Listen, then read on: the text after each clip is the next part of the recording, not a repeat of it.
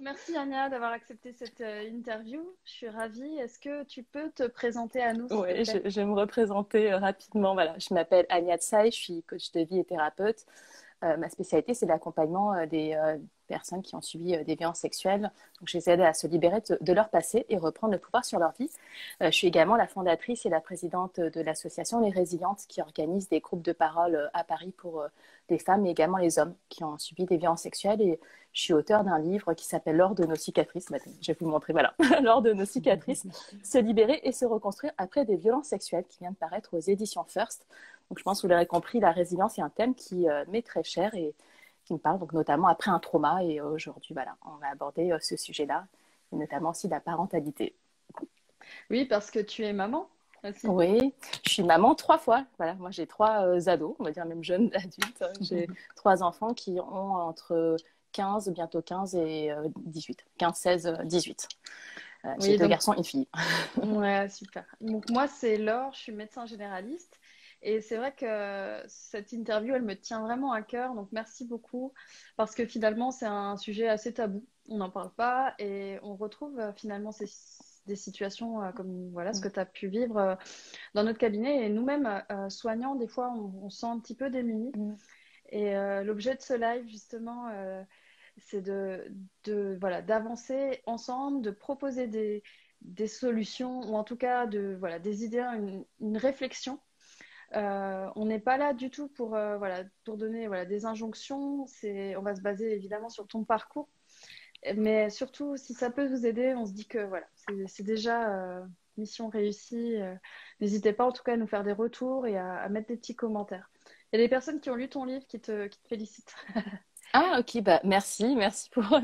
N'hésitez pas à me faire un retour. Vous pouvez m'écrire un petit message. Je serais ravie d'avoir le retour de mes lecteurs et mes lectrices. Et comme l'a dit Laure, on est là vraiment pour pouvoir. Bah, voilà, je vais partager mon expérience en fait de parentalité, pouvoir aussi répondre à vos questions. Et c'est vrai que tu as raison, Laure, c'est un thème qui est très très peu abordé. Et je trouve qu'il est essentiel en fait, parce que c'est vrai que quand on a vécu un trauma, donc ça peut être des violences, notamment des violences sexuelles, et ben c'est un thème en tout cas qui pour moi est essentiel, hein, je trouve, et c'est vrai que c'est un peu limite presque tabou, je dirais, d'en Ouais, parler. Mm. c'est tabou, c'est tabou. On a beau parler de la libération de la parole, elle est déjà pas simple Oui, parce qu'il y a un poids, il y a le poids de voilà, on des communautés aussi. On va en parler tout à l'heure. oui. Mais c'est vrai que voilà, ce soir justement, l'idée c'est vraiment d'aborder les choses un peu voilà dans le vif du sujet. Voilà, quel a été ton cheminement, etc. de jeune femme, puis de maman et ta vie maintenant de maman Mm. d'ado quoi. Ouais, je vais le dire en raccourci, hein, sinon je pourrais Ah parler des oui, heures. non, mais je Alors, vais je te vais essayer poser des de questions. faire court mais c'est vrai que voilà, j'ai un chemin qui est en fait par rapport déjà, on va dire, je vais commencer depuis le début. Moi, je suis victime, j'ai été victime en fait d'un viol dans mon enfance, j'avais 15 ans, et moi j'ai mis dans mon cas 20 ans en fait à libérer ma parole. Donc moi j'ai choisi de garder le silence pendant 20 ans, et entre-temps, bah, voilà, j'ai eu des enfants, je me suis mariée, j'ai eu 3 enfants, et en fait mon parcours de résilience, il a été, ben, on va dire, vraiment sur le tard. C'est il y a 6 ans en fait, j'ai commencé à libérer ma parole, et entre-temps, j'ai construit ma vie, j'ai eu des enfants, et c'est vrai que euh, dans mon cas, ce qui était difficile, on va dire, c'est que le fait de garder ce secret pour moi, de ne pas en parler, ça a eu quand même un impact aussi enfin, dans ma vie, dans mon rôle aussi, je pense, enfin, moi en tant que femme, moi en tant que maman. Et c'est vrai que moi, j'ai déjà eu un parcours, on va dire, de parentalité avant la libération de la parole, en fait. Donc, je pense qu'il n'y a pas de parcours type, mais c'est vrai que moi, j'ai eu un chemin de reconstruction euh, vraiment à partir du moment où j'ai libéré ma parole, et j'ai eu une autre vie avant, on va dire, une vie où j'ai essayé de me reconstruire comme je pouvais, on va dire la façon dont je pouvais, et avec le poids du silence et dans la solitude, dans l'isolement. À l'époque, je n'étais pas du tout accompagnée. Moi-même, je n'étais pas encore voilà, non plus dans un métier d'accompagnement. Donc, c'est vrai que la question de parentalité, pour moi, en fait, pour faire court, moi, à un moment, dans mon parcours, moi, j'étais maman assez jeune, hein, voilà. Donc, je me suis mariée, j'avais 23 ans, j'ai eu mes enfants. À 24 ans, j'avais un enfant. À 27 ans, j'avais 3 enfants. Voilà. Donc, j'ai eu deux garçons, une fille. Et à un moment, je me suis dit, le fait de pouvoir, dans mon cas, donner la vie par l'endroit même où j'avais souffert. Donc voilà, quand j'ai vécu des violences sexuelles, c'était la zone du périnée, on va dire. Pour moi, déjà, c'était un miracle en soi de pouvoir donner la vie par cet endroit-là. Et je me suis dit, mais waouh, je suis capable quand même de ce miracle. Donc à 3 reprises. Donc mes enfants, c'est vrai que pour moi, c'est des miracles de la vie. Et dans mon parcours, voilà, en tant que maman, j'ai pensé, voilà, je pense, à l'époque, c'était ma façon de penser, ma croyance, mais je pensais que le fait d'avoir voilà, une vie entre guillemets normale, mariée avec des enfants, un enfant, deux enfants, trois enfants, ça, ça serait en fait mon chemin de guérison. C'est-à-dire que je pensais que mes enfants allaient me guérir, comme je pensais que mon couple allait me guérir, et je pensais que la guérison viendrait en fait voilà, de ce que je construisais, que ce soit mon couple, le travail, mes enfants. Et pour moi, c'était un leurre en fait, parce que du coup, j'ai fait le parcours après un peu, je vais pas dire inverse, mais un peu peut-être atypique, hein, où j'ai fait mon parcours de reconstruction quand mes enfants ont commencé à grandir. Et là, j'ai eu du temps en fait pour moi, pour travailler sur moi. Parce que généralement, j'ai remarqué des personnes que j'accompagne, que ce soit dans l'asso ou des personnes que j'accompagne en coaching ou en thérapie, la question de parentalité va se poser peut-être, on va dire, quand c'est des jeunes femmes, hein, que j'accompagne, généralement, elles ont un parcours thérapeutique avant, ou un parcours en tout cas d'accompagnement, où elles cheminent seules. Et à un moment vient la question de la parentalité. Donc moi, j'ai l'impression d'avoir fait un chemin un peu inverse, mais voilà, je sais pas si c'est pas vraiment que c'est un chemin inverse, mais il est un peu atypique, je trouve. Oui, enfin, surtout on fait comme on peut. Donc, il n'y a pas de, voilà, pas de jugement. C'est ton parcours. Ce qui est chouette, finalement, c'est quand tu fais le bilan quelque part Mm. aujourd'hui, tu me dis que tu es heureuse. Donc, Oui, tout à fait. voilà, c'est qu'il y a... J'ai fait du mieux que je pouvais en fait à ce moment-là. Aujourd'hui, Voilà. voilà, voilà, j'ai quand même, j'ai plus le même âge, hein, j'ai 42 ans, j'ai une maturité que j'avais pas aussi à l'époque. Mais en fait, ce que j'ai réalisé, c'est que, alors c'est vrai que moi, en tant devenir maman, avoir un socle familial, enfin ma famille, etc. C'était quand même une étape importante dans ma résilience à moi. C'est vrai, dans ma reconstruction, j'avais, on va dire, quand même des fondations, voilà, solides. Et je Mhm. me suis dit, ça va m'aider. Enfin, je ne vais pas m'effondrer parce que j'ai construit quelque chose, j'ai ma famille. Mais en fait, j'ai réalisé à un moment dans mon parcours que voilà, avoir des enfants, un couple, un mari, c'était pas suffisant. C'est-à-dire que mes enfants ne peuvent pas me guérir. Comme voilà, mon couple ne peut pas me guérir, et que la guérison, elle vient de soi. Et ça, j'ai mis beaucoup de temps à comprendre. Et c'est vrai que après, du coup, la vie m'a envoyé quand même pas mal d'épreuves pour me secouer un peu. Et voilà, j'ai eu des séries d'essais dans ma famille, j'avais des chemins de résilience à chaque fois derrière. J'ai fait un début de burn-out aussi. Enfin, je cherchais, il n'y avait plus de sens à ma vie, tu vois. Pourtant, j'avais tout pour être heureuse, comme tu dis, hein. J'avais mes enfants, mon boulot, mon mari, j'avais la famille parfaite. Mais il y a quelque chose qui n'allait pas, en fait, c'est que moi-même, il me manquait quelque chose, et c'était un vide intérieur que l'extérieur ne peut pas combler, que même mes enfants ne peuvent pas combler, ou que voilà, mon couple ne peut pas combler. Et c'est là que j'ai commencé à libérer ma parole. Donc c'était il y a 6 ans, parce que j'avais un mal-être général. Et puis le fait que je garde tout ça pour moi pendant 20 ans, je me sentais franchement très très seule en fait sur ce parcours. J'ai l'impression Et, d'être la seule au monde en fait. oh. Et souvent, en fait, ce que l'on Mm, voit, évidemment que je vois de mon côté au cabinet, c'est que le corps aussi s'exprime. mm, Et tu parles de solitude, donc tu arrivais peut-être, toi, pour le coup, à verbaliser et à ressentir, mais parfois les patients ou les patientes n'arrivent pas, et finalement, il peut y avoir tout ce qu'on appelle de la somatisation. tout à fait. Ça a été ton cas, je crois, aussi Oui, pendant plusieurs années. j'en parle aussi dans mon livre, mais moi, ça a été, comme j'exprimais pas par les mots, par la parole, ce que j'avais vécu, mon corps s'exprimait à ma place. Donc, c'est ce que tu appelles tout à fait la somatisation. C'est-à-dire que moi, j'avais beaucoup de troubles gynécologiques. Donc, c'est vrai que ça pouvait pas être ailleurs, mais voilà, j'ai eu 20 ans de troubles gynécologiques. Alors, c'était pas tous les jours non plus, mais c'était assez répété. Et avec le temps, voilà, ça devenait de plus en plus, on va dire, handicapant dans ma vie. Donc, au départ, ça commençait par des mycoses qui étaient de plus en plus fréquentes. Après, j'ai eu des infections. J'ai une infection à staphylocoque. J'ai mis beaucoup de temps à la soigner, celle-là, parce que c'était un peu compliqué de la soigner. Après, voilà, j'ai eu des problèmes voilà, d'infection urinaire aussi. J'ai eu des hémorroïdes. J'ai eu des condylomes. J'ai eu un arrêt de mes règles pendant 6 mois.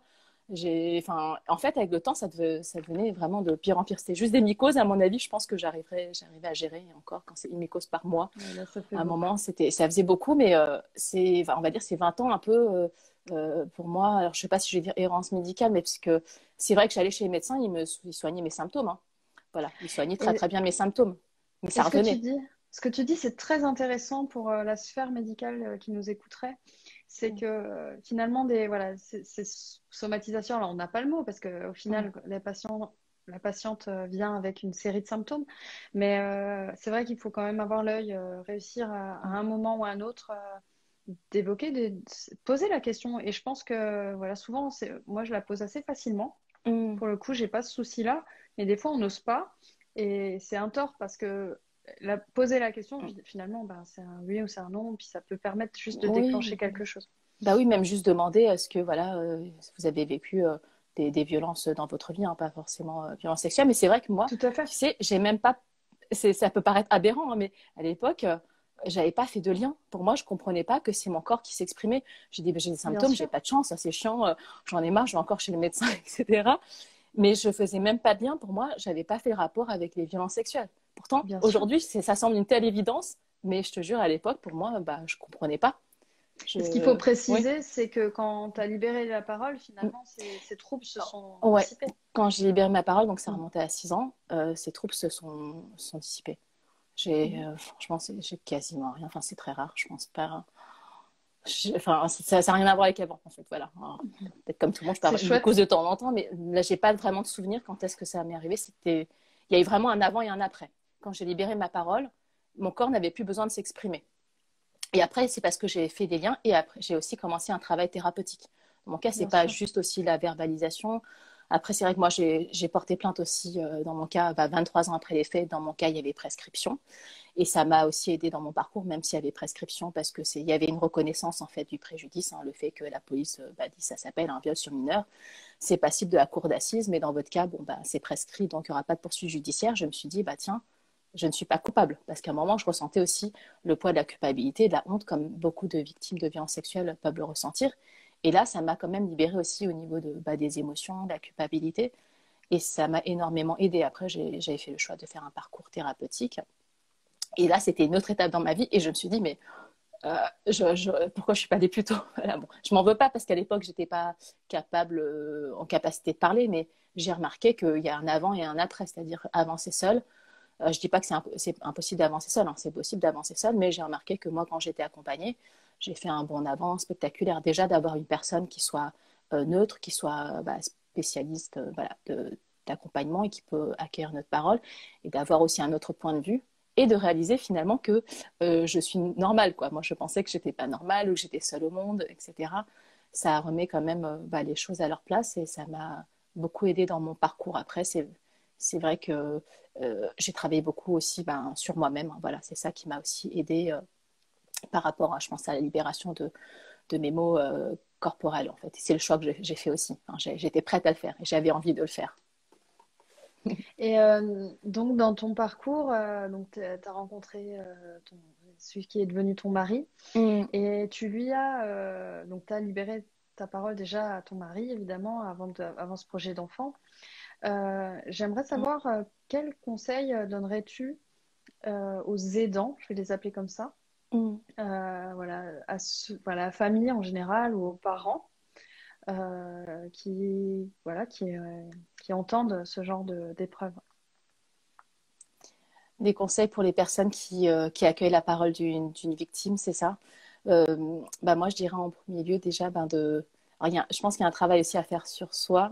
La personne qui accueille la parole, elle a aussi un rôle à jouer en fait, dans la libération de la parole, c'est-à-dire d'éviter, dans la mesure du possible, de poser des questions culpabilisantes. Parfois, la personne qui accueille la parole a envie d'en savoir plus et parfois ça part d'une bonne intention, je sais, mais il y a des questions qui culpabilisantes du type pourquoi tu n'as pas parlé plus tôt? C'est vrai, voilà.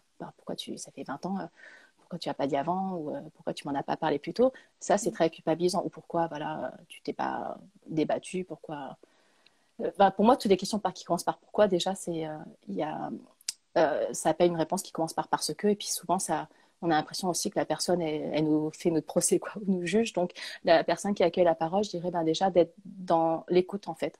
avec beaucoup de bienveillance et d'être dans l'accueil, c'est-à-dire pas essayer de faire l'investigation ou le travail de l'enquêteur de la police.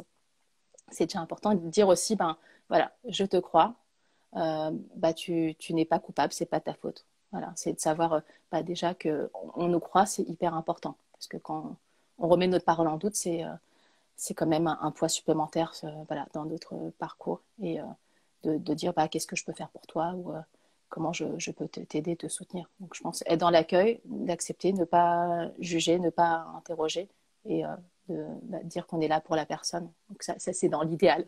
Voilà. Ouais, ouais, mais c'est intéressant parce qu'on ça peut nous tomber dessus en tant que parents, en tant Mm. qu'amis. Et des fois, pour bien faire, on aurait envie je sais pas, même de tout savoir ou quoi. Enfin, en fait, il faudrait juste dire, ben, dis-moi et je t'entends, Mhm. quoi. Il y a Oui, tout Maëlle à qui fait. dit, c'est super violent cette culpabilité. Coucou Maëlle.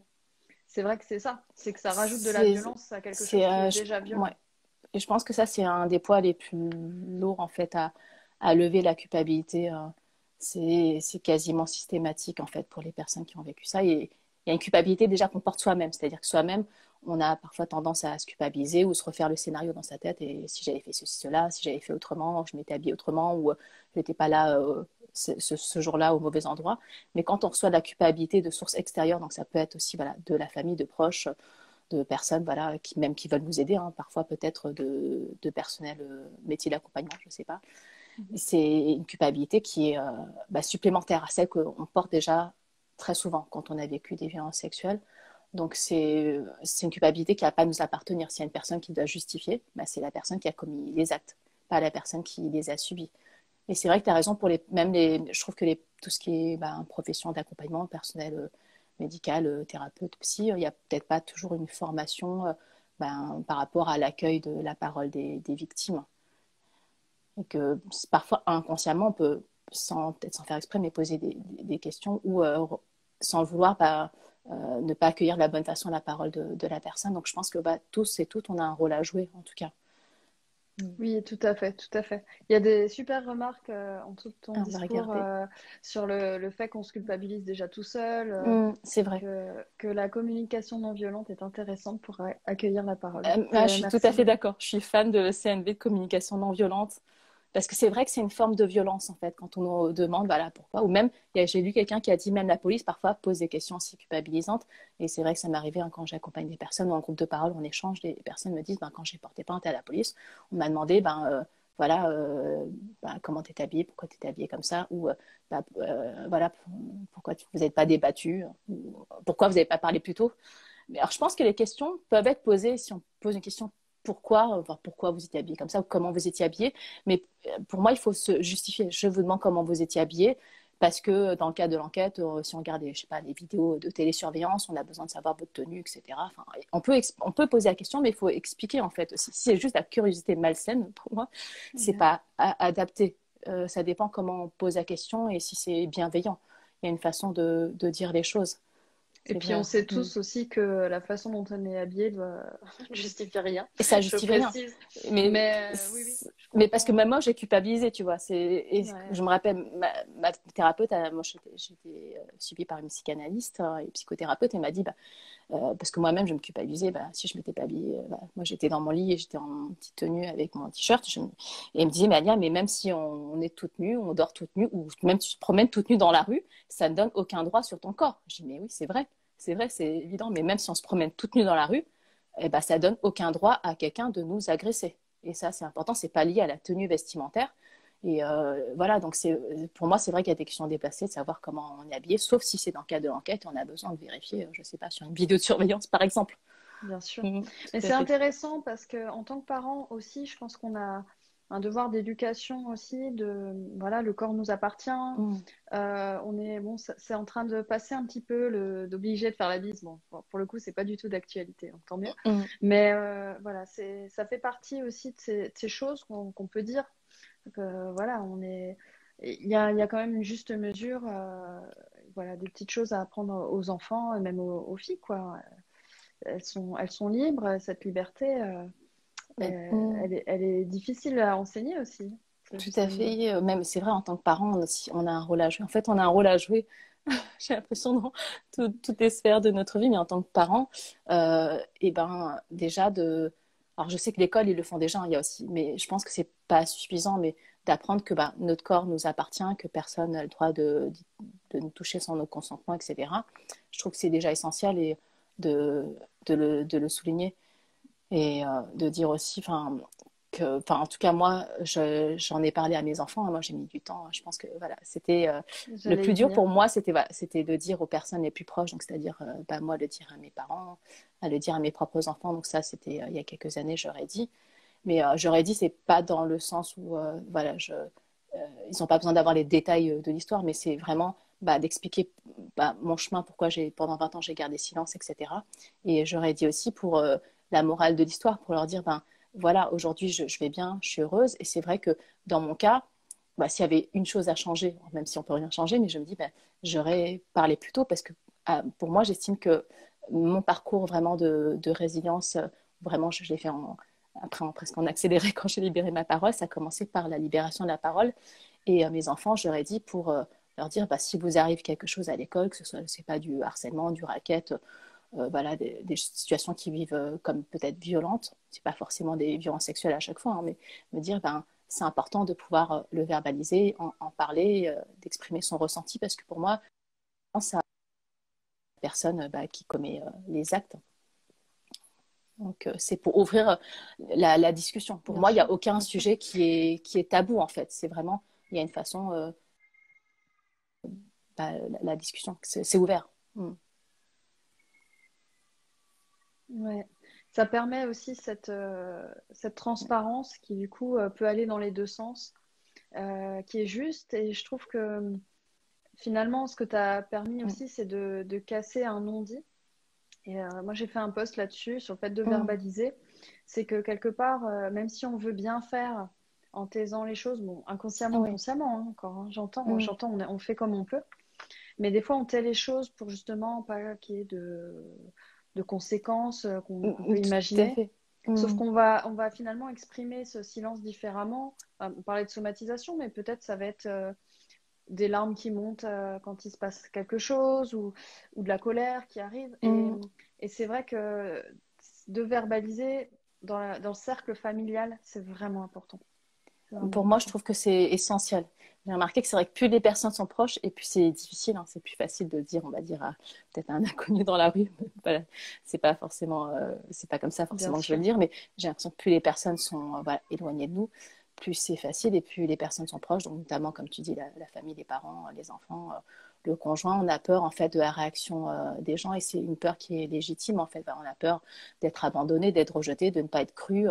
Et donc, et c'est vrai que le poids des secrets familiaux, ben ça, je trouve que ça se ressent quand même. Il y a peut-être, voilà, en tout cas, les enfants aussi, j'estime qu'ils peuvent le ressentir, en tout cas, peut-être par rapport à, je sais pas, mon comportement aussi. J'ai l'impression qu'il y avait il y a des cachotteries à un moment. Tu sais aussi pourquoi je me suis dit, mais il faut que mes enfants le sachent. Enfin, c'est pas il faut, mais je vais choisir de le dire à mes enfants parce que je préfère que ce soit moi qui leur dise, voilà, qu'ils apprennent de la bouche de quelqu'un d'autre. Et à ce moment-là, c'est vrai que moi, c'était il y a 3 ans, je leur ai dit, ou 3, 4 ans, ou 3 ans, voilà, parce que j'avais ouvert mon blog. Et puis à l'époque, des personnes me disaient, ah, Bania, ton blog s'appelle lesrésidentes.com, ben, c'est super, je lis tes articles, c'est génial. Et puis mon fils qui est à côté, il dit, maman, il parle de quoi? C'est quoi ce blog? Je dis, ah non, non, rien. Et je commençais à faire des signes, chut, tais-toi, tais-toi, tais-toi, ou des trucs comme ça. Et je me suis dit, non, mais à un moment, ils vont l'apprendre. Et puis à l'époque, je postais aussi sur mon mur Facebook quand je postais un article. Et puis mon fils aîné était dans mes contacts. Et je me suis dit, ah non, mais il ne faut pas qu'il voit. Donc j'ai commencé à l'enlever de ma liste d'amis. Bon, des trucs, des comportements, j'étais à ce point-là.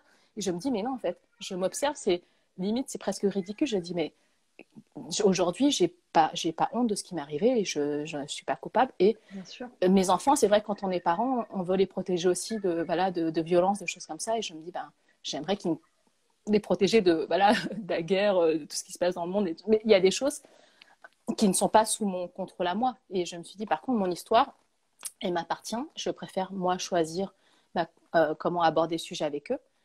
Et pour moi, c'est vrai que c'était une étape très, très importante. Alors, mes enfants étaient quand même plus grands à l'époque. Voilà, ma fille devait avoir 10 ans et mon aîné devait avoir 13 ans. Et à l'époque, j'étais en fin de parcours thérapeutique avec ma psy. Je lui ai demandé, est-ce que vous estimez que mes enfants sont prêts à entendre?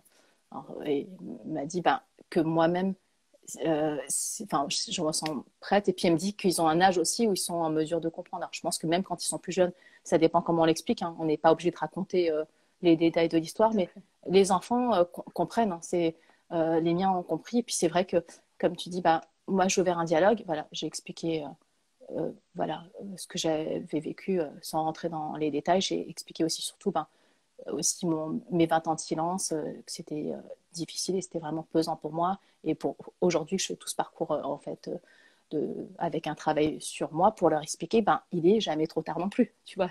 Il est jamais trop tard pour se libérer, il est jamais trop tard pour avancer dans son parcours et que moi-même, je veux que ça leur serve aussi d'exemple, en fait. Il n'y a pas de tabou, je me dis, il n'y a pas de tabou à, à aborder, en fait, Bien et sûr. que je suis ouverte à la discussion et que s'ils ont des questions, je suis là pour répondre aussi à leurs questions. Et pour compléter tes Mm. propos, effectivement, je suis totalement d'accord. Un enfant, même tout petit, alors Mm. évidemment, t'es pas à 2 ans, mais Oui, peut-être à pas un l'âge an ou six à mois, ou l'âge c'est de vrai. l'école, en tout cas, on Mm. peut leur dire les choses de façon très simple, Tout en à fait. disant, bah voilà, tu sais, moi, j'ai eu une période où j'étais triste, là, je vais aller mieux, ou enfin aussi. En fait, il faut Mm. savoir qu'un enfant, il a surtout besoin d'avoir ses repères et d'être rassuré dans ces repères Mm. qui sont Tout à souvent fait. l'école, Mm. le ou les parents. Et finalement, ça se limite à ça. Il sait qu'il y a de l'amour, il Mm. sait qu'on fait du mieux qu'on peut. Souvent, il le sait déjà intérieurement. Mais si nous, on le dit, c'est souvent très bien accueilli. Et d'ailleurs, même plus Tout à fait. facile qu'on l'imagine. Tu vois, ouais, T'as raison, c'était plus facile que je n'imaginais parce que j'ai fait aussi des scénarios dans ma tête et bien sûr. finalement, le plus dur, c'est de commencer à dérouler le fil. Et c'est Mhm. tellement, dans mon cas, c'était tellement libérateur et j'avais plus l'impression d'avoir comme des secrets où chut, il faut pas en parler ou attention, ils Bien arrivent, sûr. on sautait. Enfin, ça faisait quand même des situations un peu étranges à la fin où ils disaient mais qu'est-ce qui se passe? Il y a quoi maman, etc. Et ils voyaient bien qu'il y avait un truc étrange. Et pour moi, c'était plus ok, c'était plus juste. J'ai dit j'ai plus besoin de me cacher en fait. C'est parce que je pense que j'avais suffisamment aussi avancé dans mon parcours. Et dans mon cas, c'est vrai que quand j'ai fait le choix de me libérer, après je me suis aussi autorisée à, je pense, j'ai fait un bond en avant spectaculaire à ce moment-là. En fait, quand j'ai libéré auprès de mes enfants, c'était les derniers. Voilà, pour eux, c'était ça le plus difficile. Il n'y a rien qui me semblait impossible en fait. Tout s'est ouvert pour moi. Tout. Puis après, du coup, ils m'ont toujours soutenu ou encouragé, que ce soit l'association que j'ai créée ou l'écriture du livre, etc. En fait, ça leur a permis d'avoir aussi des pistes de compréhension. Peut-être que moi-même, je ne me serais pas autorisée à aller dans l'écriture ou fonder mon asso si, tu vois, ça aurait été un moment bizarre. J'aurais presque une double vie, tu vois. Il faut que je me cache, il ne faut pas que je leur dise ce que je fais. Et ça semblait à la fin presque grotesque dans mon cas et ça me permettait d'être libre d'être moi-même et qu'eux-mêmes ils fassent aussi partie euh, de ce chemin-là. Parce qu'ils ont un autre chemin que le mien, mais C'est il y a plus de intéressant. secret. Mm. C'est vraiment intéressant parce que finalement, en libérant ce secret dont tu parles, Mm. quelque part, ce qui te causait du souci, voilà, par le silence, voilà, tes enfants, Mm. l'inquiétude que tu pouvais avoir ou les appréhensions, Parce que c'était une finalement, façon de les devient, protéger, en fait. Je voulais les bien protéger de ça. sûr, c'est Bien sûr. légitime, mais Ouais. c'est devenu un élément quelque part moteur. C'est cette, C'était. cette Mm. libération, et puis peut-être que eux aussi, voilà, aujourd'hui, ils sont libérés. Voilà, ils souffraient certainement pas forcément avant, mais il y a pas, en tout cas, il n'y a pas de poids Il y familial, il a, n'y a pas de secret. il y a plus de questions qui soient, c'est vrai, tabou. Parce que moi aussi, Mm. enfin, voilà, je suis une communauté asiatique où on parle pas trop de ses ressentis, de ses émotions, on parle pas du tout de sexualité, on parle encore moins de viol, etc. Mais pour moi, je voulais plus que mes enfants grandissent tu vas dire, des situations où, attention, faut pas que tu t'exprimes tes émotions, faut pas pleurer, faut pas être triste, etc. Pour moi, j'ai été éduquée un petit peu comme ça, j'en veux pas à mes parents parce que c'est vrai que c'est culturel aussi. Il faut vraiment une question, il faut pas perdre la face, tu vois. Donc montrer ses émotions, c'est une façon un peu de perdre la face, faut garder l'honneur, etc. Donc même si ça va pas bien, tu montres que tu vas bien. Donc tu portes des masques et je me dis mais aujourd'hui, je fais un travail sur moi pour me libérer de tout ça, de choses qui ne me conviennent plus. Et je ne veux pas imposer à mes enfants la même chose. Je ne vais pas leur dire, retiens tes larmes si tu es triste. En fait, non, si tu es triste, et il y a des Bien choses à sûr. exprimer. Et les larmes, ça nettoie aussi le cœur. Et j'estime que les émotions, il y a toujours elles ont un rôle en fait, elles ont une fonction. Donc pour moi, ça m'a permis d'ouvrir, je pense, des portes de communication avec mes enfants. Alors, ils sont pas non plus très, comme ils sont aussi chinois, on n'est pas non plus très expressifs. Enfin, ils sont plus dans la retenue, la pudeur, mais ils savent que euh, c'est possible d'en parler s'il y a une ouverture avec moi. Euh, voilà, pour moi, j'estime qu'il n'y a pas de sujet qui n'est pas abordable en fait. Parce Mais que moi, je m'autorise aussi, tu vois. c'est très intéressant Mm, ce que tu dis par rapport à la culture. Je le disais en début du mm, live. C'est vrai que le poids de la famille, la mm. responsabilité de la famille, notamment dans certaines cultures, elle est très très importante, beaucoup plus que dans la Oui. culture, on va dire, occidentale classique. Mm. Et peut-être en découle une certaine voilà, responsabilité, donc peut-être encore une certaine culpabilité. Tu le vois un peu comme ça? Tout à fait. Alors, moi, je vais parler de ma culture à moi. C'est pas du tout une critique parce que voilà, moi, je suis très contente d'avoir une double culture. Mais c'est dans mon cas, il y avait des loyautés familiales fortes. Et c'est vrai que bah, dans la culture asiatique, bon, notamment chinoise, hein, mais, c'est vrai qu'on pense d'abord global, on pense communauté. D'abord, on pense famille. Et donc, en fait, on fait partie d'un tout. Je fais partie d'une famille, je fais partie d'une communauté. Et on n'est pas encouragé à l'épanouissement personnel, par exemple. Donc, c'est pas voilà, par rapport à la culture occidentale, on parle beaucoup de développement personnel et penser à soi, s'accomplir, se réaliser. Dans la culture asiatique, on n'en est pas encore là. C'est plutôt ben, qu'est-ce qui est le mieux pour le groupe, c'est-à-dire qu'est-ce qui est mieux pour la famille. Et si pour la famille, c'est peu mieux de se taire, moi j'ai pensé, hein, voilà, c'est mieux que je me taise, donc je me suis tue pendant 20 ans pour pas faire souffrir non plus mes parents, hein. Par exemple, ben, je vais penser dans l'intérêt global et je ne pense pas à mon intérêt à moi. C'est quand moi j'ai commencé à faire un travail de développement personnel, et puis après j'ai fait une thérapie, ça m'a ouvert des perspectives en fait que je ne connaissais pas et je ne savais même pas que j'avais le droit de penser à moi. Ça peut paraître fou, mais quand je prenais une décision, il fallait que ce soit une décision pour le bien de la communauté, le bien de mon couple, le bien de ma famille, pour mes parents. Et une fois, il y a ma psy qui m'a demandé, mais qu'est-ce que je veux moi? Alors, j'ai dit, ben, c'est quoi vos besoins à vous, Anya? Je dis, ben, je sais pas, moi, je réfléchis, c'est quoi qui est mieux pour ma famille? Non, non, pour vous. Et ben, pour moi, j'ai dit, ben, je sais pas, parce que on m'a jamais demandé, je me suis jamais posé la question. Ça peut paraître aberrant, mais c'est vrai, j'en étais là. Et c'est une question aussi de permission et d'autorisation. Et je pense qu'en fait, alors mon opinion à moi, c'est qu'en me libérant, moi, en m'autorisant aussi à penser enfin à moi, alors déjà, j'estime que c'est pas de l'égoïsme ni de l'égocentrisme. Pour moi, je trouve que c'est faire preuve de bon sens parce que je peux pas. C'est en allant mieux moi-même aujourd'hui et en étant heureuse que je peux accompagner d'autres personnes aussi sur leur parcours. Et je pense que c'est en étant plus heureuse moi et que ma famille et mes proches le seront aussi et que je ne vais pas non plus transférer sur eux, on va dire, des émotions que je ressentais ou mon mal-être. Donc pour moi, ça, c'est faire preuve de bon sens. Et le fait de me libérer moi, de libérer ma parole, de libérer, on va dire, voilà, sur tous les plans, voilà, près de mes proches, mes enfants. C'est aussi, je pense qu'il y a aussi une libération que je fais, peut-être d'ordre inconscient, mais je les libère aussi de secrets familiaux, de loyauté, et qu'eux-mêmes, je leur montre une autre possibilité. En fait, il n'est jamais trop tard, on peut être libre d'être soi-même. Mon message, voilà, message pour tout le monde aussi, chacun et chacune, on peut s'autoriser à être heureuse, on est libre d'être soi. Et c'est pas, voilà, c'est pour moi, c'est pas de l'égoïsme, mais penser à soi, d'abord, combler ses propres besoins. On est quand même la personne avec qui nous allons passer le reste de notre vie. Donc, autant que ce soit en bon terme et être un bon compagnon pour soi-même. Et c'est en étant une femme heureuse et où je me sens apaisée avec moi-même, en paix avec mon histoire, en paix avec moi, que je peux être aussi une meilleure maman, en fait. Pour moi, j'estime que c'est lié et que en travaillant sur mes propres peurs, je ne vais pas transférer mes peurs à mes enfants. Et à un moment, j'en étais là. Avant d'en parler à mes enfants, pourquoi j'ai choisi aussi d'en parler? Parce que je commençais à transférer inconsciemment mes peurs sur mes enfants. Je me rappelle, c'était en plein MeToo, le premier MeToo, donc ça remonte à il y a 4 ans. C'était l'affaire, il me semble, Weinstein à l'époque, ou peut-être Hamilton.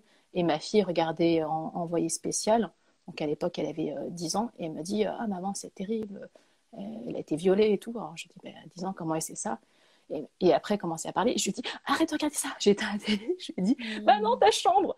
Et j'ai commencé à, voilà, éteindre la télé. Je voulais la protéger de ça. Pour moi, c'était trop violent. Voilà. Pourtant, il n'y a pas vraiment, c'est pas des images violentes, mais le thème était trop violent. Et je voulais la protéger de cette violence qui est existante dans le monde. Bien sûr. Et je me suis dit, et après, j'ai commencé à me voir. Je dis, ça m'a fait peur, ma réaction. Je me dis, mais oh là là, mais si je commence à être comme ça, déjà, je ne peux pas la protéger de tout ce qui existe, hein, du racket, du harcèlement, de la guerre, voilà, des violences, etc. C'est une réalité qui existe, même si je préférais que ça n'existe pas. Mais je ne peux pas être tout le temps là pour protéger mes enfants de ça. Et je me suis dit, mais moi, je dois d'abord moi-même travailler sur moi parce qu'aujourd'hui, je commence à projeter des peurs sur ma fille. Il n'y a rien à Et arriver, je ne vais pas justement, l'enfermer jusqu'à ses 18 ans dans sa chambre, tu vois. Et c'est là que je me suis dit, il faut absolument que je travaille sur moi. et justement, donc voilà, on a fait un peu ce cheminement, parler à la famille, à nos parents, etc. Donc, tu as eu deux garçons et une fille. Est-ce que tu peux nous dire, voilà, ton ressenti sur tes grossesses et tes Ah craintes oui, tout à fait. Oui, merci quand ils pour étaient cette plus petits? question. Oui, c'est vrai que bah, moi j'ai eu deux garçons et après une fille. Alors j'ai enchaîné trois grossesses et pour moi la grossesse la plus difficile, alors c'est pas au niveau médical, je veux dire, mais au niveau on va dire émotionnel et ça fait remonter beaucoup de choses. Donc chaque grossesse quand même, ça fait remonter des choses. Mais quand j'étais enceinte de ma fille, donc la troisième grossesse, ça a fait remonter beaucoup toutes mes peurs, mes angoisses. Ça a fait remonter aussi des souvenirs traumatiques que j'essayais de qu'on me cachait comme je pouvais voilà, sous le tapis. Alors moi, dans mon cas, j'avais pas d'amnésie traumatique. Moi, c'est un passé que j'essayais de contrôler. J'avais quand même j'avais du stress post-traumatique. Hein, voilà. J'avais des insomnies, j'étais en état d'hypervigilance, surtout nocturne, etc. Et la grossesse de ma fille, quand j'ai appris que c'était une fille, en fait, c'est quand j'ai eu l'annonce du sexe de ma fille. Et là, d'un coup, je me suis sentie comme une responsabilité. Je me suis dit, ah là là, cette fois, c'est. Alors, j'étais hyper contente d'avoir une fille, parce que voilà, après deux garçons, je voulais avoir une fille, mais je me suis dit, cette fois, c'est une fille. Et elle était même pas née, je commençais limite à avoir peur. Tu vois, j'ai peur pour ma fille, j'ai peur, j'ai mes propres peurs, toutes mes peurs qui remontent. Voilà, quand on est une fille, on peut subir des violences, on a plus de chances d'être harcelé, on a plus de chances de subir des violences sexuelles. Et j'ai commencé à avoir comme des angoisses d'anticipation, mais genre des années avant. Et j'ai eu toutes ces peurs-là qui sont remontées avec voilà, de l'angoisse, encore plus de stress post-traumatique. Et comme j'étais pas du tout accompagnée, c'était quand même violent pour moi à vivre. Et c'était difficile. Ouais. Qu'est-ce qui t'aurait aidé? Enfin, voilà, avec le recul, au-delà peut-être de la parole, qu'est-ce que Ça t'aurais aimé m'aurait, faire pour aller mieux? j'aurais aimé, ce qui aurait été plus facile, c'est déjà pouvoir partager cette angoisse avec d'autres personnes, que ce soit avec un thérapeute, un médecin, parce que je l'ai gardé pour moi, on va dire. Et puis j'attendais que ça passe. Hein. Et mais je pense que ce qui m'aurait aidé, voilà, c'est pouvoir me dire, bah, peut-être que je ne suis pas la seule, et peut-être que ces peurs, elles sont aussi normales, parce que je comprenais pas pourquoi d'un coup j'étais si angoissée que ce soit une fille. Pourtant, j'étais tellement heureuse que ce soit une fille, mais euh, c'était comme vraiment un poids qui était trop lourd à porter pour moi seule. Donc, je pense qu'à ce moment-là, ça aurait été peut-être une bonne chose, voilà, de me faire accompagner juste pour verbaliser. Hein. Peut-être que je n'aurais pas fait de thérapie, on va dire peut-être de l'EMDR, des choses comme ça. Je ne sais pas, ça se fait pendant la grossesse. Dans mon cas, ce qui m'aurait aidé au mieux, voilà, pour les personnes qui me suivent, si je pouvais faire les choses autrement, voilà, si je pouvais remonter en arrière. Maintenant que je vois mon parcours, j'aurais verbalisé plus tôt avant de commencer mon projet de parentalité. Je pense que ça m'aurait aidé parce que ça m'aurait évité, on va dire, avec les grossesses, il y a aussi tu vois, les hormones, etc. Et puis, il y a tout un chamboulement intérieur. Ça m'aurait évité vraiment des grosses angoisses et qui sont restées quand même, même après l'accouchement, j'avais encore du stress, mais aussi j'avais du stress d'être une mauvaise mère. Enfin, j'avais plein de stress mêlés. J'aurais fait mon travail thérapeutique avant et verbalisé et de traiter au moins mon stress post-traumatique, je pense. Ça m'aurait aidé à vivre des grossesses plus apaisées parce que j'étais constamment angoissée en fait. Donc Mais ce que voilà. tu dis très justement, c'est que au-delà de, voilà, de ce que tu as vécu, sur une grossesse classique chez une personne qui n'a pas vécu de traumatisme, il y a déjà un effet hormonal intense avec Ouais, des fois des possibles baby blues, bien des sûr. anxiétés voilà, on se dit, bon, bah, je vais peut-être le faire tomber alors qu'il n'y a aucune raison. Et c'est vrai que ça peut être décuplé, effectivement, si on est soi-même déjà pas très bien, même inconsciemment encore, hein. C'est Ah peut-être oui, pareil, hein, c'est l'inconscient qui parle. et donc c'est vraiment ça en fait. Si, ouais, t'as raison. Le chamboulement hormonal, etc. C'était vraiment dur. Et c'est vrai que j'avais personne avec qui verbaliser mes peurs en fait. Donc, or peut-être que, voilà, un conseil que je peux donner, si c'est dur d'en parler, si on a personne avec qui verbaliser, moi je sais que dans mon cas, l'écriture, ça m'a beaucoup aidé. Alors, l'écriture, moi, il y a que quelques années que j'ai commencé à écrire, après j'ai écrit un livre, mais j'ai remarqué que dans mon parcours, en tout cas, si on a personne avec qui parler, pouvoir écrire ses peurs, ses doutes, ses angoisses, ça permet de se décharger déjà émotionnellement. Bah, que ça reste plus pour soi seul, c'est écrit dans mon cahier et moi ça m'a beaucoup libérée. C'est comme ça que petit à petit j'ai réussi à me libérer aussi de mes angoisses nocturnes, etc., insomnie. Bah, j'ai commencé à écrire et ça pour moi c'est l'écriture, c'est thérapeutique. Voilà. Hein, il y a des vertus thérapeutiques pour les personnes Bien qui n'ont sûr. pas, voilà, donc tout le monde n'est pas accompagné, peut-être tout le monde n'a pas les moyens de faire un accompagnement thérapeutique, mais j'estime que déjà écrire il y a déjà une façon de remanier son traumatisme. On peut écrire, voilà, avec ses propres mots, et il y a une décharge émotionnelle qui se fait. Donc ça, c'est un conseil que je donne aux personnes. Voilà. Mais de manière générale, si la parole en elle-même ne sort pas, c'est difficile. L'art, voilà, Oui, il y a il y a tellement de pas que choses. l'oral, tu as raison.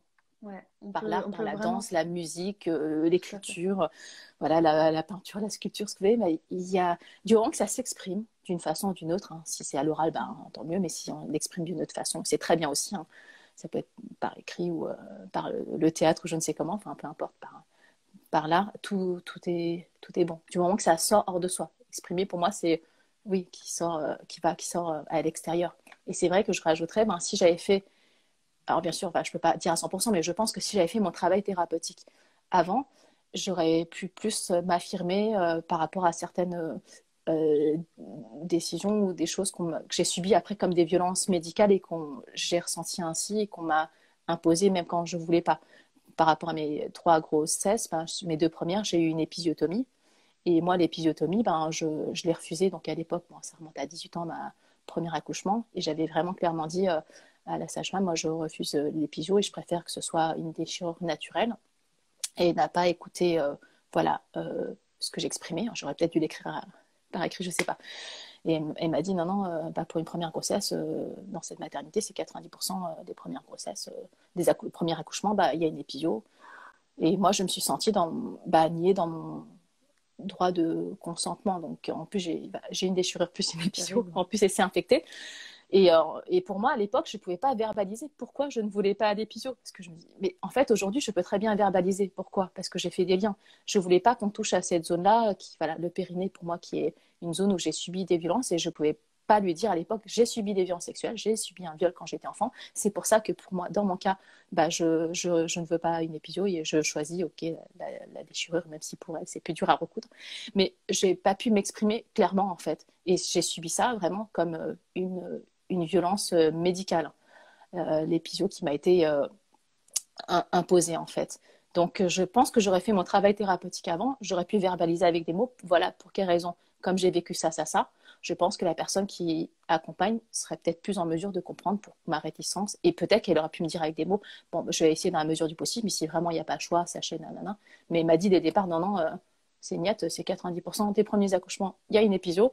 Bah, j'ai pas été écoutée, je me suis pas sentie écoutée. Donc, mais voilà, c'était juste, je voulais faire ce point-là, mais Non, mais ça c'est aurait très changé beaucoup de choses, je intéressant, pense. Ça aurait changé beaucoup de choses si j'avais pu verbaliser plus tôt, bien parce que sûr. j'aurais fait des liens plus tôt et j'aurais pu exprimer plus tôt au personnel médical pour quelles raisons je me comporte ainsi, pour quelles raisons je ne souhaite pas, voilà, ceci, cela. Et je pense qu'elle aurait été en mesure de comprendre mieux, je suppose, enfin, en tout cas. Mais c'est Mm. intéressant parce que tu as dit tout à l'heure, j'aurais peut-être dû l'écrire, etc. Encore une fois, il faut vraiment voir les choses avec du recul et Mm. ne pas se flageller parce que on fait comme on peut. À l'époque, voilà, c'était peut-être pas le moment, voilà, t'y Oui, arrivais c'est pas et pas. voilà, c'est la vie, c'est comme ça. T'aurais peut-être pas pu l'écrire. Et Mm. j'aimerais bien ajouter un petit mot aux soignants parce que j'ai eu des retours, notamment d'une patiente à qui on a dit qu'elle serait jamais une mauvaise mère, oui, c'est ça, jamais une bonne mère, pardon. Ah oui, Le d'accord. lapsus, vous voyez, hein. Ce que Donc je veux dire, c'est que on a des aberrations, hein, comme c'est ça, déjà un et jugement qu'elle émet, comme si c'est une sorte de prédiction quoi qu'on lui fait. C'est ça. ouais, C'est c'est n'importe quoi, comme si mm, on pouvait être devin. Et ouais. donc déjà, fuyez, hein. Si vous entendez des choses pareilles, c'est C'est l'horreur ouais, absolue. c'est vrai. Il y a des Et personnes aussi qui me racontent aussi. Enfin, voilà, c'est pour ça que j'estime que les gens voilà, sont pas forcément formés. Hein. Je suis pas là pour faire le procès des personnes, mais j'ai eu bien sûr, des personnes que j'accompagne voilà, qui me disent ben, mon médecin m'a dit que je serais dépressive à vie, que je dois prendre des antidépresseurs toute ma vie. Ou les médecins m'ont dit ben, en gros, je pourrais jamais guérir. Alors, déjà, pour moi, des violences sexuelles, c'est pas une maladie, je précise. Voilà, c'est un traumatisme, c'est pas une maladie. Donc, mais dire à la personne, bah, tu vas être dépressive à vie et tu es obligé de prendre des médicaments et des antidépresseurs parce que, en gros, ben, après ce qui t'est arrivé, c'est la seule voie pour toi. Je me suis dit, mais comment les gens savent? Parce qu'on peut mm, pas, déjà, comme tu dis, on n'est pas devant, on n'est pas médium. Et comment tu sais à la place de l'autre et ben, son potentiel de résilience. Moi, j'estime tous qu'on a tous et toutes un potentiel de résilience. Et de mettre des gens dans des cases, bah, ça veut dire en gros que tu vas rester victime toute ta vie. Bah non, c'est pas vrai. C'est pour ça que je trouve que les mots sont très importants. Et c'est vrai que même moi, je préfère dire ancienne victime ou dire résilient, résiliente, parce que quand on enferme les gens dans des cases, bah, on leur enlève une partie de leur pouvoir, en fait. bien sûr, tout à fait. Mm, Et c'est mm, très juste de dire que, alors j'ai pu passer un message sur les mm. soignants qui doivent aussi respecter ce consentement. Alors en ce moment, il y a aussi un hashtag une femme, une sage-femme pour les salles de naissance, parce qu'effectivement, en salle de naissance, il y a un manque de moyens humains, Oui, ce qui fait que la prise en charge, elle est finalement plus compliquée. Et c'est vrai que s'il y avait plus de temps ou s'il y avait une sage-femme dédiée à une mm, femme, il y aurait peut-être ce temps de parole et d'écoute. Peut-être. Enfin, en tout cas, oui, j'aimerais espérer ça pour que la personne puisse dire s'il y a eu des violences, parce mm. qu'effectivement, on n'a pas forcément le temps et la possibilité, et ça, c'est vraiment très Bah triste parce oui, que, parce qu'il y a des manques de moyens et c'est des conditions qui sont difficiles. Et c'est vrai que bah, là, si on a une consultation et on est limité, je sais pas, à 10 minutes, bah, déjà, peut-être, ça prend déjà plus de 10 minutes pour, tu vois, bien sûr. créer une relation de confiance avec la personne. Donc, c'est vrai que, ouais, c'est pour ça que c'est vrai que, oui, tu as raison, c'est difficile. Il y a vraiment clairement un manque de moyens, un manque de formation, un manque de sensibilisation et tout ça. Donc, je pense Et que, voilà, mais les choses évoluent, hein. Ça prend du temps, mais je trouve que ça évolue bah, dans le bon sens, que petit à petit, les gens se forment, ou vu que c'est quand même un sujet d'actualité depuis 4 ans maintenant, avec MeToo Inceste maintenant, les gens commencent bah, à ouvrir. Il y a d'autres voies qui s'ouvrent en fait, en tout cas. ouais. Et les gens Et commencent à poser des questions. Mm. c'est vrai que des fois, c'est dur parce qu'on une Mm. personne aussi qui veut cacher quelque chose, mais c'est valable pour beaucoup de choses, hein, des Mm. problèmes d'ordre alimentaire, des problèmes voilà, de Mm. passé, de trauma. Elles peuvent y arriver aussi. Et c'est vrai que du coup, on a du mal à. Des fois, faut gratter, gratter. Et puis les choses, elles vont se faire au fil des consultations. Mm, tout à fait. Je m'adresse par exemple, là pour le coup, peut-être aux étudiants en médecine, ou voilà, peut-être ça va se passer sur la porte en disant, bah voilà, vous savez que vous avez mon mail, vous savez que Mm. vous pouvez me contacter. Je peux vous revoir si vous le souhaitez cette semaine. Ou... Voilà, des fois, c'est vraiment. Il y a une Mm. confiance Bien sûr. qui doit s'installer, qui est dure à mettre en place. Mm. Mais c'est vrai que c'est terrible qu'on ne soit pas autant formé. Et ça, franchement, je comprends tout à fait. Mais quand même, ça évolue. Moi, je vois de plus en plus enfin, des gens C'est vrai. qui ont envie voilà, de se former. Moi-même, j'ai fait des formations aussi violences sexuelles. Il y avait bah, des médecins, j'ai même vu des gendarmes qui venaient se former. Moi, j'allais créer mon asso, pas encore, j'avais juste mon blog, mais je vois quand même des personnes vont se former. Alors, tout le monde ne va peut-être pas se former, mais je vois qu'il y a des personnes qui souhaitent se former sur ce sujet. Et je trouve que tu as raison, Laure, tu soulignes quelque chose qui est très important, le fait que tu poses la question, même, ou proposer, même sur le pas de la porte, en allant accompagner le patient pour dire, ben, vous savez, je suis là, si vous avez besoin de parler, vous avez mon mail, vous avez mon téléphone, ben, ça crée déjà une ouverture. Parce que peut-être la personne, lors de la première consultation, même si tu poses la question, tu as des suspicions, est-ce que vous avez vécu une situation difficile ou des violences ou du harcèlement, enfin, même si la personne ne te répond pas tout de suite, mais la question a été posée, c'est-à-dire qu'il y a une porte qui a été ouverte, l'ouverture a été créée. Peut-être que la personne ne va pas saisir la perche tout de suite, mais le jour où elle sera prête pour en parler, elle va se dire, bah, tiens, voilà, je me rappelle que Laure m'a dit ça, ben, j'ai quelqu'un avec qui je vois que ce serait possible de pouvoir verbaliser. Parce que la difficulté, c'est quand on a envie d'en parler, quand on est prêt, eh ben, on ne sait pas forcément à qui je peux m'adresser et quelle personne serait apte à recevoir ma parole. Et le fait que tu crées comme ça une ouverture, bah, je trouve ça vraiment, c'est un cadeau que tu fais, même si la personne ne prend pas le cadeau tout de suite. Mais la graine est semée. Et Mais c'est c'est hyper important de semer des graines parce que la personne souviendra en fait, même si c'est 1 an après, 2 ans après, même 10 ans après, mais elle saura, ok, là je suis prête. Alors, moi j'ai mis 20 ans, ok, 20 ans après je suis prête. Ben, je sais que je me rappelle. On se rappelle toujours les gens qui nous tendent des perches. Ouais, moi je me suis toujours rappelé les gens qui m'ont tendu des perches. Et j'avais l'occasion de me libérer aussi, mais on s'en rappelle et on se dit, ok, bah là je suis prête et je sais qu'avec telle ou telle personne, ça sera sans doute peut-être plus facile parce que apparemment elle est prête à m'écouter.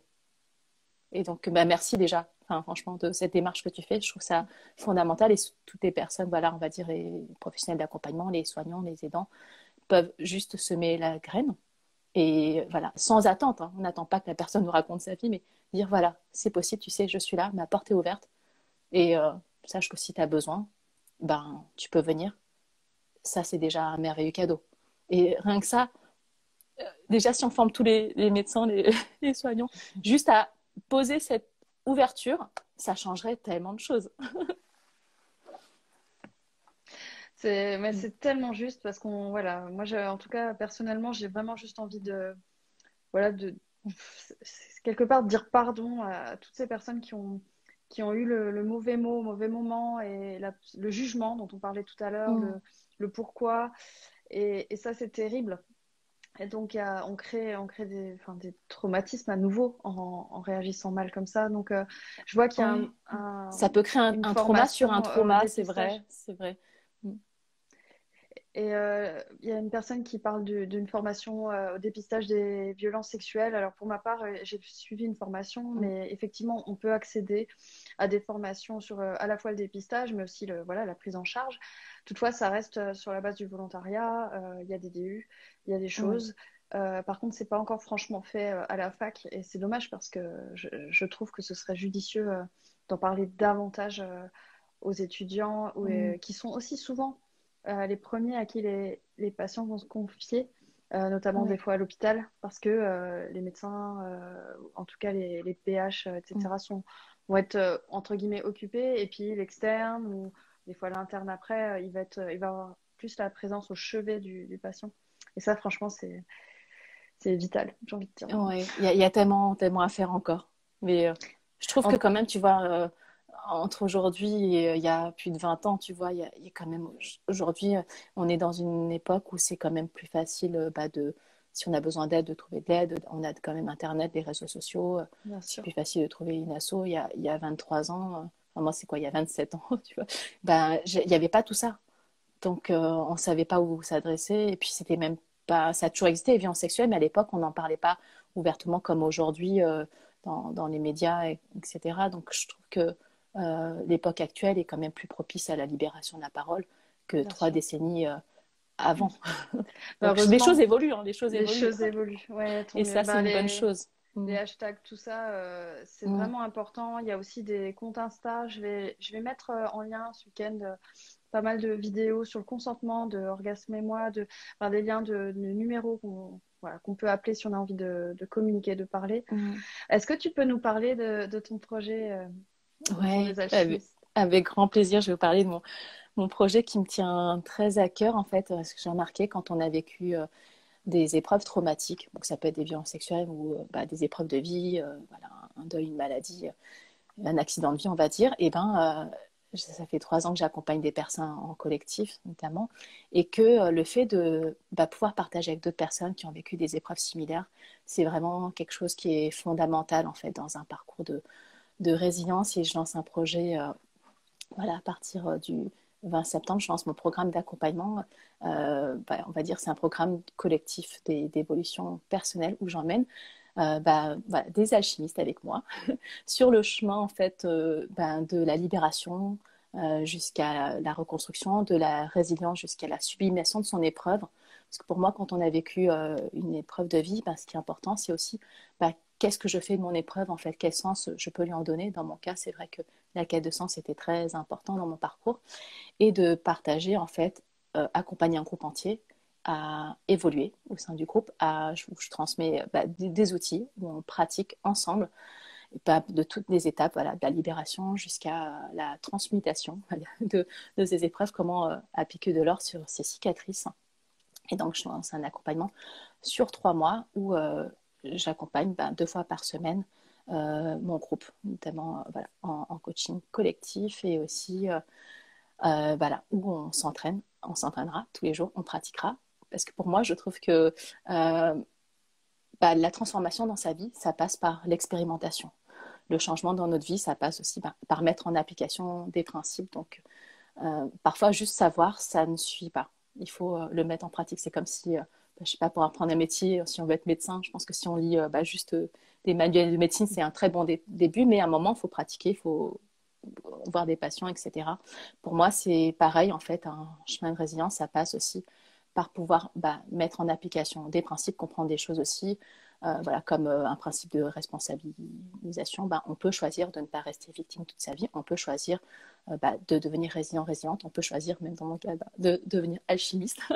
Et ce choix nous appartient, et quelle que soit l'épreuve qu'on a subie, personne ne nous enlève ce pouvoir, en fait. Et c'est un chemin que je connais bien, et je suis ravie de pouvoir accompagner des personnes avec moi sur le chemin de la transformation de leurs épreuves pour pouvoir s'offrir un avenir rayonnant.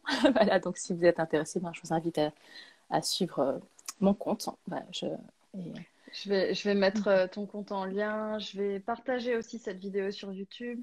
Et je avec... vous invite à retrouver ce livre que j'ai lu. Évidemment, j'ai plein de petites marques.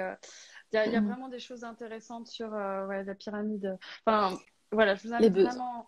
vraiment. Ouais, Sur, ouais, je pense que c'est vrai que ce livre, je l'ai écrit, j'ai ciblé violence sexuelle parce que c'est mon thème, on va dire, de prédilection par rapport à ce que je fais. Mais en réalité, ça s'adresse à toute personne qui a vécu une épreuve ou un traumatisme parce que le parcours de résilience suit des étapes qui sont similaires. Donc, il y a des personnes qui m'ont dit qu'ils n'ont pas forcément vécu des violences sexuelles, mais dans ce livre les aide pour avancer dans leur parcours tout de à fait. résilience et de reconstruction. Moi, je recommande à toute personne voilà, qui a envie d'avancer dans son parcours, quelle que soit l'épreuve qu'elle a vécue.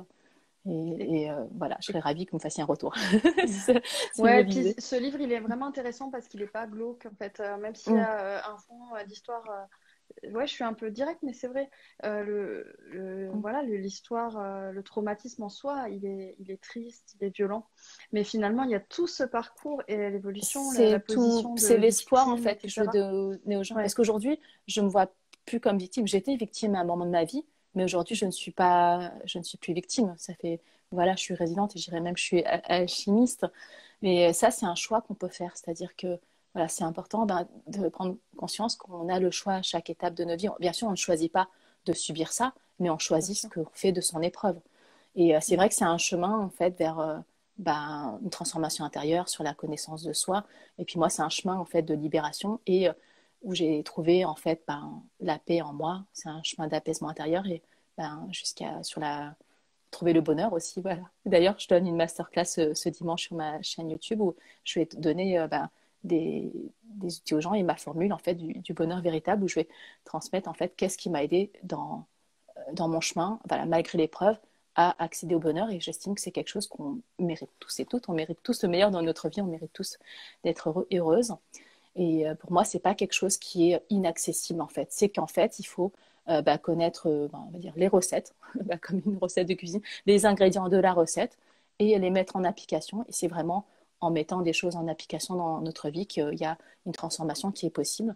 Et comme tu le dis, dans mon livre, c'est vrai que mon parcours de vie, c'est quoi 10% du livre. Tout le reste, c'est la transmission d'outils. Je donne des exercices à faire et les gens peuvent évoluer en toute autonomie et liberté.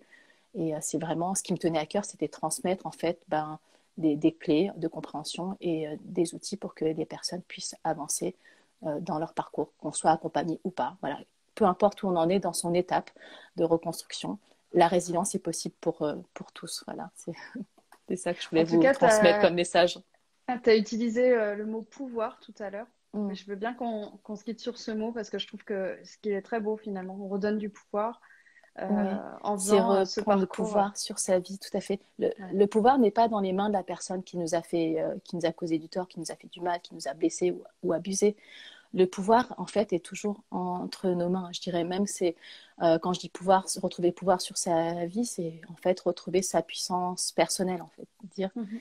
eh ben, euh, c'est moi qui suis capable de me créer la vie de mes rêves, en fait. Et peu importe finalement ce qui me soit arrivé, bien sûr, c'est difficile, c'est douloureux, je ne dis pas le contraire, mais c'est possible pour moi. Et je me l'autorise en fait. Et je me le permets. Il y a aussi une question d'autorisation, de permission. Aujourd'hui, je partage mon parcours pour vous dire en fait, c'est possible pour moi, mais c'est possible pour vous. Moi, je ne suis pas plus intelligente, plus chanceuse que quelqu'un d'autre. C'est qu'un jour, je me suis autorisée à être heureuse en fait. Je me suis autorisée à dire, eh ben, ok, je, je choisis de ne plus rester victime, c'est-à-dire je sors de l'impuissance. C'est pour ça, moi, le mot victime, ça nous enferme dans l'impuissance. Et pour moi, quand je dis retrouver son pouvoir, c'est retrouver sa puissance, sa toute puissance. Et ça, personne ne peut nous l'enlever. Et d'abord, ça commence comment? Pour retrouver sa toute puissance, bah, c'est se l'accorder à soi. Je m'autorise en fait à me voir comme quelqu'un qui est puissante. Je me permets de me voir comme ça et je me permets de me voir aujourd'hui. Ben, ok, j'étais victime à un moment de ma vie, mais aujourd'hui, je fais un autre choix. Et pour moi, tout chemin de transformation, ça commence par un choix. Ça commence par une décision. Et un choix, ça peut vraiment tout transformer dans notre vie. Donc, ce qui est possible pour moi, ça l'est aussi pour vous. Merci beaucoup. On va se quitter sur ces belles paroles, Anya. Mm. Je suis vraiment reconnaissante voilà, de tous tes mots, de tout ce que tu viens de nous dire. Et c'est vraiment généreux de ta part. Et C'est moi qui te remercie, Laure, pour cet espace de parole que tu m'as ouvert. merci à toi. Il y a des commentaires magnifiques. Ah, des Tes mots. commentaires magnifiques. Ouais, vraiment, voilà, je vais mettre en lien sur ma chaîne des ressources Des ressources, oui, pour supplémentaires, les gens. Et puis des voilà, petits articles. si des personnes sont intéressées pour voilà, avoir le secret du bonheur, par exemple, je vous invite vraiment à me suivre sur YouTube où je donne une masterclass qui est gratuite ce dimanche à 18h pour vous partager en fait les clés comment en fait retrouver cette puissance personnelle, comme je vous dis, Ouais. et, Franchir le et pas. franchir le pas et que c'est vraiment ça commence par voilà, une prise de conscience et aussi une autorisation à soi et de faire un choix, une décision qui est différente de celle qu'on a fait avant. Et après, le chemin des possibles s'ouvre à soi, en fait. La voie s'ouvre. Et après, tout devient possible. Ouais. Merci Voilà. encore. Merci mille fois. Au revoir tout le monde Merci, au et revoir. puis Merci à très bientôt. d'avoir suivi. À très bientôt. Merci. Salut. Au revoir. Là.